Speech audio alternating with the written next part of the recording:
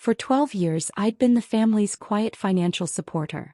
While my sister Melissa lived her dream life as a social media influencer with 50,000 followers and zero income, I worked 70-hour weeks building my consulting firm from the ground up. Every family emergency, every unexpected expense, every temporary financial crisis somehow became my responsibility to solve. The pattern was always the same. Mom would call with that particular tone in her voice, half pleading, half demanding, and explain how the family needed money. Dad's medical bills. Melissa's car repairs. The roof that needed fixing. Grandmother's funeral expenses. I'd wire the money without question, sometimes from my personal savings, sometimes from my business account. Over the years, I'd quietly transferred over $180,000 to keep the family afloat. Never once did they ask about my business. Never once did they inquire about my financial situation or whether I could afford these constant requests. To them, I was simply the family ATM, successful enough to have money available, but not successful enough to be considered truly important. Melissa was the star, the golden child who'd make it big someday with her lifestyle content. I was just the reliable workhorse who paid the bills. The requests became more frequent after I purchased my downtown office building 2 years ago. Somehow owning property made them assume I had unlimited funds. What they didn't know was that I'd been strategically acquiring assets through shell companies for years. The building purchase was just the tip of the iceberg. 6 months ago I'd finally reached a major milestone. My consulting firm had grown to the point where a private equity group approached me about a partnership. They wanted to invest $40,000 for a 15% stake in the company, money I planned to use for expanding our technology infrastructure and hiring 2 additional consultants. It represented everything I'd worked toward for over a decade. I made the mistake of mentioning the investment during Sunday dinner at my parents' house. The family was gathered around the table and I thought sharing my good news would finally earn me some recognition. Instead, Melissa immediately launched into complaints about her financial struggles. Her brand partnerships weren't paying enough. Her apartment rent had increased. She needed professional photography for her content, a new laptop, and funds to attend networking events. "It's so unfair," she whined, stabbing at her mashed potatoes. "Some people get handed everything while others have to struggle for scraps." Dad nodded sympathetically. "Melissa works so hard building her brand. It's tough out there for creative entrepreneurs." Mom chimed in with her usual refrain, "We all need to support each other. Family comes first." I listened quietly as I always did. Over the years I'd learned that arguing with their narrative was pointless. In their minds, my success was somehow accidental or inevitable, while Melissa's lack of success was due to external circumstances beyond her control. 3 weeks later I discovered the money was gone. I was reviewing my business accounts when I noticed the $40,000 withdrawal. At first I thought it was a banking error. I called my business manager, then the bank, trying to trace what had happened. The withdrawal had been made from my secondary business account, one I'd stupidly added my father as a backup signer on years ago during a medical emergency when I was traveling internationally. The money had been transferred to an account I didn't recognize. When I traced the account, I discovered it belonged to Melissa's wedding planner. My sister was getting married. The wedding I hadn't been told about. The wedding being funded with my business investment money. I sat in my office staring at the bank statements for an hour. $40,000. The money that was supposed to expand my company, hire employees, and take my business to the next level, was paying for flowers, catering, and a venue I'd never heard of. My phone buzzed with a text from Melissa.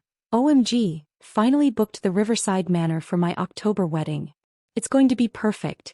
The deposit alone was $15,000, but Dad said money shouldn't be an issue for something this important. "Can't wait for you to see it." She'd spent my money and was now bragging about it. I called Dad immediately. "Oh, you saw the withdrawal," he said casually, as if we were discussing the weather. "I meant to call you about that. Melissa found her dream venue, but they needed a deposit immediately or she'd lose it. You know how these wedding venues are. Everything books up fast." "Dad, that was my business investment money. I have a partnership agreement that requires those funds. Come on, be reasonable. It's your sister's wedding. This is a once-in-a-lifetime event. Your business will be fine, you're always making money. But Melissa will never get another chance at the perfect wedding." The casual dismissal of my financial needs in favor of Melissa's wants was nothing new, But this crossed a line I hadn't known existed. They'd stolen money directly from my business. Money that wasn't mine to give, money that belonged to investors who trusted me. I need that money back in the account by Friday, I said. Dad laughed. Where exactly do you think we're going to get $40,000? The deposits are already paid. The contracts are signed. Stop being dramatic about this. This isn't dramatic, Dad. This is theft. Theft? It's family support. You've been lucky with your little business, and now it's time to help your sister achieve her dreams. Stop being selfish. I hung up and immediately called Mom, hoping for a different response. Oh honey, I'm so glad Dad was able to help Melissa with the wedding costs, she said cheerfully. You should see how happy she is. She's been texting me photos of centerpieces all morning. Mom, they took money from my business account without permission. That's not family support, that's stealing. Don't be ridiculous. Your father is on that account. He has every right to use it for family emergencies. And what's more important, your sister's happiness or some business expense that can wait a few months? It's not just a business expense. I have legal obligations to investors. I could lose the partnership entirely. You're being overdramatic. Your business is doing fine. You own that big building downtown. You can afford to help your sister have the wedding she deserves. She hung up before I could explain that owning the building didn't mean I had unlimited liquid assets, or that the partnership money had already been allocated for specific business purposes. I spent the rest of the day calculating the damage. Without the $40,000, I couldn't meet the technology upgrade timeline I'd promised my new partners. I couldn't hire the consultants I'd already interviewed. Most importantly, I looked like an unreliable business partner who couldn't manage his own finances. That evening Melissa called. I heard you're upset about the wedding money, she said, her tone suggesting I was being unreasonable about a minor inconvenience. I just want you to know how grateful I am. This wedding is going to be incredible, and it's all thanks to family support. Melissa, you took money that wasn't available for a wedding. That was investment capital for my business. Oh please, your business is doing great. You're always complaining about being too busy with clients. Besides, this is my wedding. I only get to do this once, while you'll have plenty of other business opportunities. I've worked 12 years to get to this point. And I've worked just as hard building my brand. Just because your work pays more doesn't mean it's more important. Some things matter more than money. The irony of her lecturing me about values while spending my money on her luxury wedding was staggering. I need the money returned to my account. That's impossible. The deposits are paid. The venue is booked. The photographer is scheduled. Everything is set. You can't seriously expect me to cancel my wedding because you're having some business problem. It's not a business problem, Melissa. You stole money that wasn't mine to give.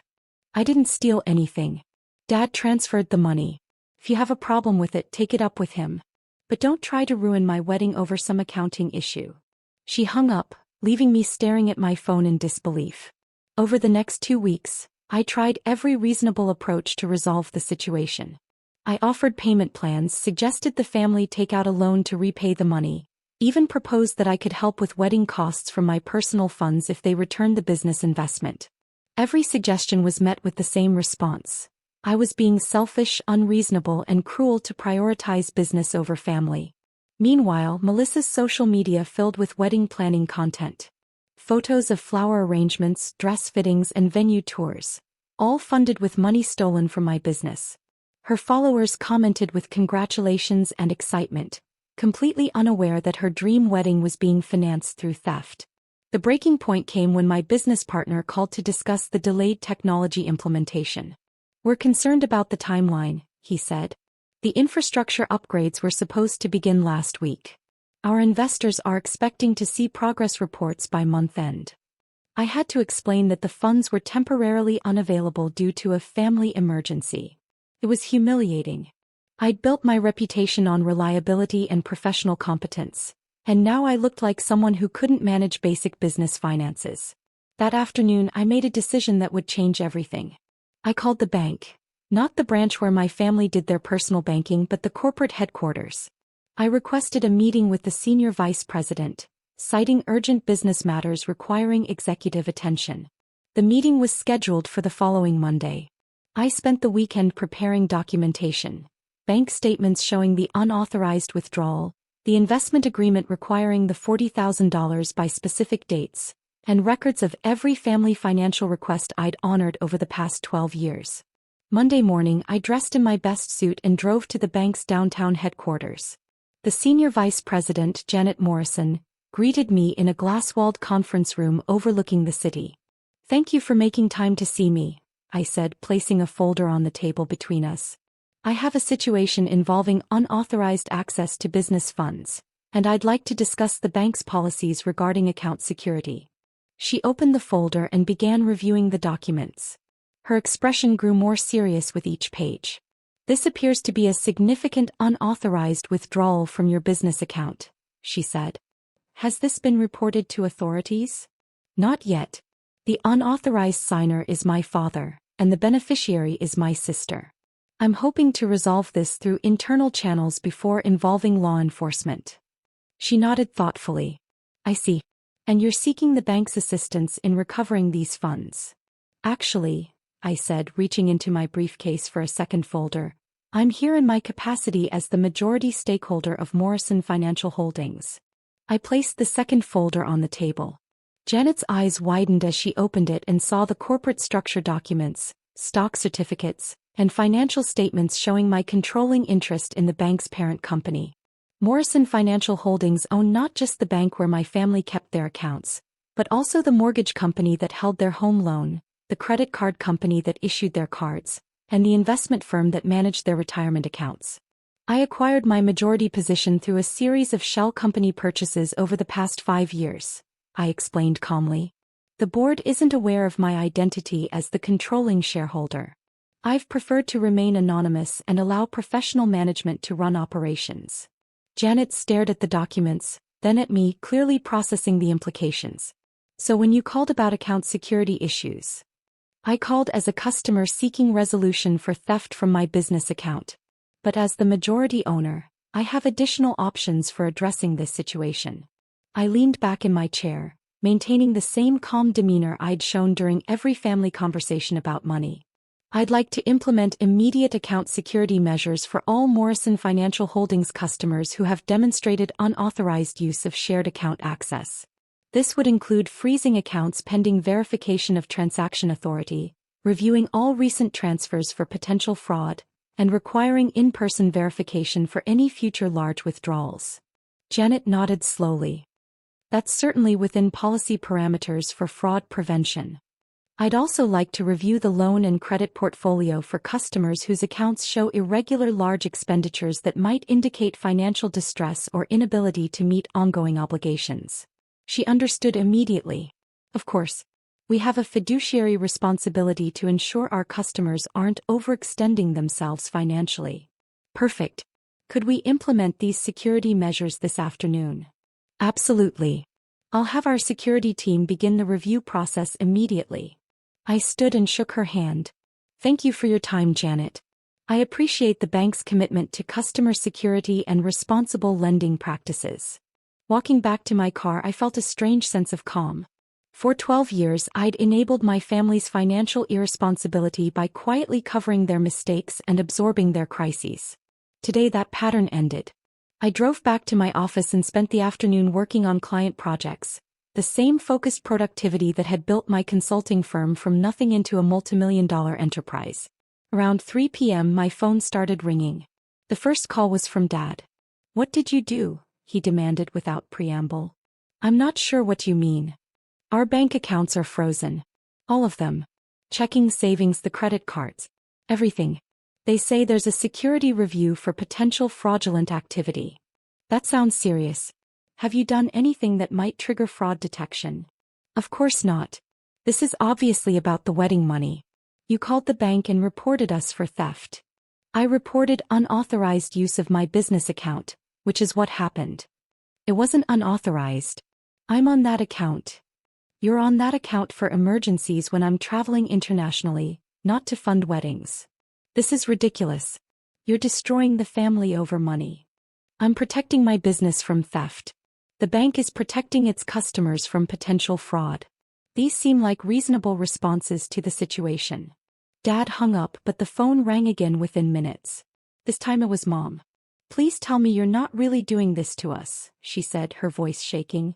"The bank froze everything. They want documentation for every large transaction from the past 6 months. They're reviewing our mortgage for irregularities. Mom, banks have security protocols. If there's been unusual account activity, they're required to investigate. You know this isn't about security. This is revenge because we helped Melissa with her wedding. This is about $40,000 being stolen from my business account. The bank is treating it as the financial crime it actually is. We're family. You can't treat family like criminals. Family doesn't steal money from each other's businesses." He hung up crying. The third call came an hour later. "Melissa, you're insane," she screamed into the phone. "You're absolutely insane. The wedding venue called. Our deposit check bounced. The photographer canceled. The caterer wants cash up front. You're destroying my wedding. Your wedding was being funded with stolen money, Melissa." "It wasn't stolen. Dad moved money between family accounts. From my business account to pay for your personal wedding expenses. That's the definition of theft. I'm going to the police. I'm reporting you for harassment and financial abuse." "Please do. I'd love to see you explain to police how I'm abusing you by reporting the theft of my own money." She hung up screaming obscenities. By Wednesday the calls had stopped. I later learned that all 3 of them had spent Tuesday at the bank, trying to resolve the account freezes. They'd been required to provide documentation for every large transaction from the past year, explain the source of funds for the wedding deposits, and demonstrate their ability to meet existing loan obligations without the irregular transfers from my accounts. The mortgage review had revealed that they'd been using my periodic gifts to meet their monthly payment obligations for over 2 years. Without those transfers, their debt-to-income ratio exceeded the bank's lending standards. They were required to either provide proof of adequate income or begin immediate proceedings to sell the house. The credit card review showed similar patterns. Multiple large purchases followed by minimum payments, then sudden large transfers from my accounts to pay down the balances. Without my financial support, they were carrying debt they couldn't service. Thursday morning, Janet Morrison called me directly. "I wanted to give you an update on the security review," she said. "We've identified substantial irregularities in the affected accounts. The customers will need to demonstrate legitimate income sources for all recent large transactions and provide collateral for existing loans that are now considered high risk." "What does that mean practically?" "They'll need to either pay down their outstanding balances to acceptable levels or provide additional collateral. Given the pattern of dependency on external transfers, we can't consider those transfers reliable income for underwriting purposes." "I see.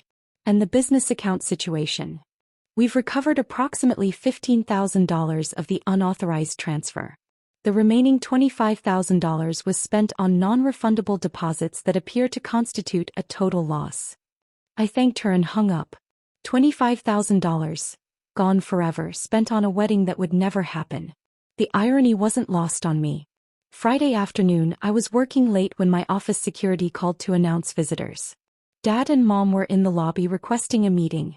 I had them escorted to the conference room. They looked exhausted.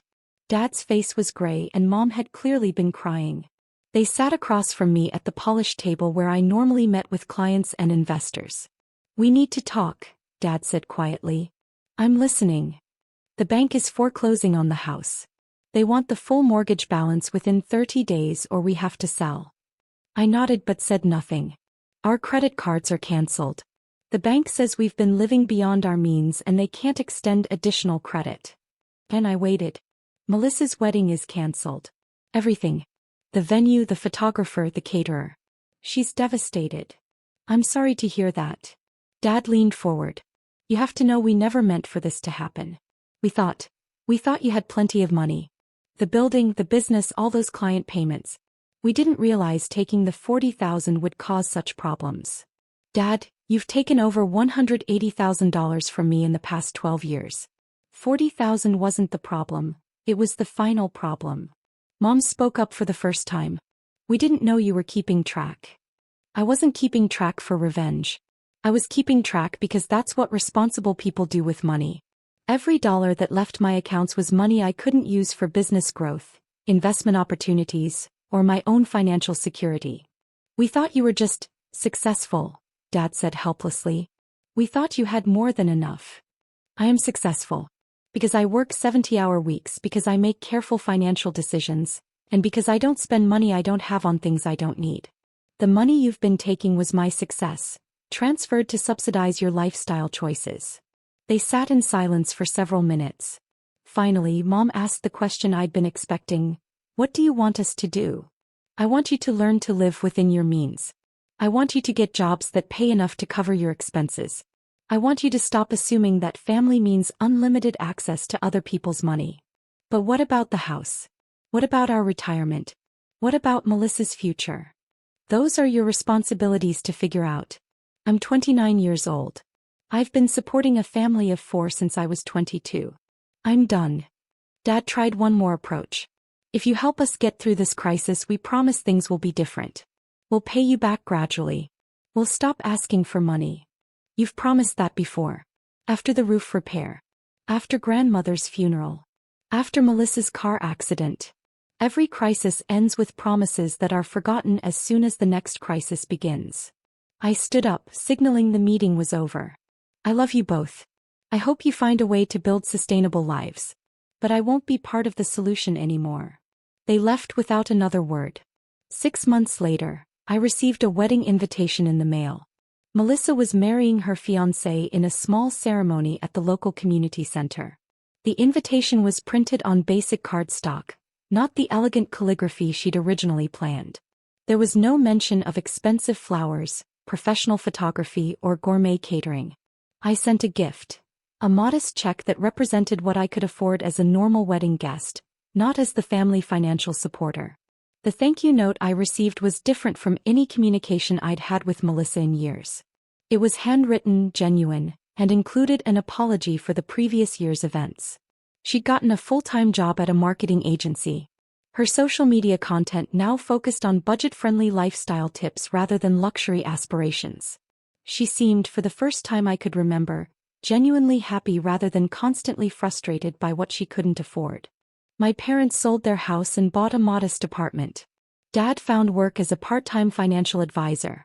Ironic, given his own financial management history, but apparently his crisis had taught him valuable lessons about living within one's means. Mom returned to nursing, a career she'd abandoned 20 years earlier to focus on supporting Melissa's creative development. As for me, I used the crisis as motivation to accelerate my business growth. The partnership that had been delayed by the stolen $40,000 was eventually restructured as a full acquisition. The consulting firm that had started as a one-person operation now employed 15 people and generated annual revenue in the 8-figure range. More importantly, I learned to set boundaries that protected both my financial resources and my emotional energy. Family support became planned, budgeted assistance rather than crisis-driven emergency transfers. I help when I can afford it, not when I'm guilted into it. The Morrison Financial Holdings ownership remained my secret. The bank continued operating under professional management, serving customers throughout the region with enhanced fraud detection and responsible lending practices. My former family members eventually qualified for new accounts and credit products by demonstrating stable income and reasonable spending patterns. Sometimes I wonder if I could have handled the situation differently, found a way to teach the lesson without such dramatic consequences. But then I remember the casual entitlement in Dad's voice when he explained why he'd taken my money, the complete dismissal of my financial needs in favor of Melissa's wants, and the 12 years of quiet resentment I'd accumulated while enabling their irresponsibility. The hardest part wasn't the financial loss or even the family conflict. The hardest part was accepting that people I loved had viewed me as a resource to be exploited rather than a person with my own dreams and goals worth respecting. But the most surprising part was discovering that setting boundaries didn't destroy the family relationships. It eventually improved them. When interactions were no longer based on financial dependency and resentment, we could actually enjoy each other's company. Holiday dinners became pleasant rather than stressful. Phone calls were about life updates rather than financial emergencies. 6 months after the wedding invitation, I received another piece of mail from Melissa. A business plan for a marketing consultancy she wanted to start with her own savings and a small business loan. She wasn't asking for money or connections. She was asking for advice from someone who'd successfully built a company from scratch. I spent 3 hours reviewing her plan and providing detailed feedback. For the first time in our adult lives, I was helping her pursue a goal rather than enabling her to avoid responsibility. That felt like real family support. Today my business continues growing. I own properties in 3 states, employ people who depend on my company for their livelihoods, and serve clients who trust my judgment with their most important projects. None of that would have been possible if I'd continued allowing family guilt to override business sense. The $25,000 I lost to Melissa's canceled wedding was expensive tuition in a course I should have taken years earlier. How to distinguish between love and exploitation. It was worth every dollar.